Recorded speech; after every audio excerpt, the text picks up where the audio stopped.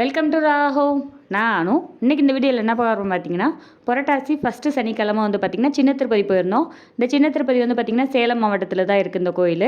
இந்த கோயிலோட விசேஷம் என்னென்னு பார்த்தீங்கன்னா, ஏன் சின்ன திருப்பதின்னு சொல்கிறாங்கன்னு பார்த்தீங்கன்னா, வாயு பகவானுக்கும் ஆதிசேஷனுக்கும் இடையே வந்து சண்டை நடக்கும்போது பார்த்திங்கன்னா ஆனந்த பர்வதம் அப்படின்ற மலை வந்து இங்கே விழுந்ததுனால இதை வந்து பார்த்திங்கன்னா சின்ன திருப்பதி அப்படின்னு சொல்கிறாங்க. சின்ன திருப்பதி ஏன்னு சொல்கிறாங்கன்னா, திருப்பதி போல் வந்து இங்கே வந்து பெருமான் இருக்கிறனால சின்ன திருப்பதி அப்படின்னு சொல்லிட்டு சொல்கிறாங்க. அதே மாதிரி இந்த பெருமாளுக்கு முன்னாடி வந்து பார்த்திங்கன்னா ஒரு சுயம்பு மூர்த்தியும் இருக்கிறாங்க. ஏன் வந்து பெருமாளுக்கு வந்து பார்த்திங்கன்னா சுயம்பு மூர்த்தி அப்படின்னு சொல்கிறாங்கன்னா, இங்கே வந்து பார்த்திங்கன்னா அவர் அரப்பு பொடி தேடு வந்து இந்த மலையில் வந்து இருந்து குளிச்சுட்டு இங்கேயே தங்கிட்டாரு அப்படின்னு சொல்லுவாங்க. அதனால தான் இதை வந்து சுயம்பு மூர்த்தி அப்படின்னு சொல்லிட்டு இந்த கோயிலுக்கு வந்துட்டு இன்னொரு வரலாறு இருக்குது. ஸோ வந்து பார்த்திங்கன்னா இந்த சின்ன திருப்பதிக்கு வந்து ரொம்ப நாளாக நான் போகணுன்னு பிளான் பண்ணிகிட்டே இருந்தேன். என்னால் போகவே முடியல.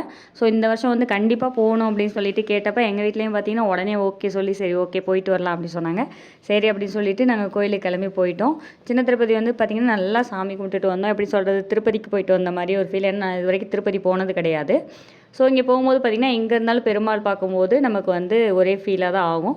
ஸோ பார்த்திங்கன்னா நான் எனக்கு திருப்பதி போயிட்டு வந்த ஃபீல் தான் இருந்துச்சு. நல்லபடியாக வந்து பார்த்திங்கன்னா சாமி கும்பிட்டுட்டு அப்புறம் வந்து வந்தீங்கன்னா பத்மாவதி தாயாரையும் வந்து பார்த்திங்கன்னா நாங்கள் சாமி கும்பிட்டுட்டு அப்புறம் இங்கே வந்து பார்த்திங்கன்னா பிரசாதம்லாம் கொடுத்தாங்க. வாங்கி சாப்பிட்டுட்டு அப்படியே வந்து உண்டியலில் பணம் போட்டுட்டு அப்படியே கிளம்பிட்டோம். ஏன்னா வந்து பார்த்திங்கன்னா திருப்பதி போனோம் அப்படின்னா நம்ம ஏதாவது அவருக்கு கொடுத்துட்டு வரணும். அப்போ தான் வந்து நமக்கு அதை விட அவர் பல மடங்கு கொடுப்பாரு அப்படின்னு ஒரு இது இருக்குது.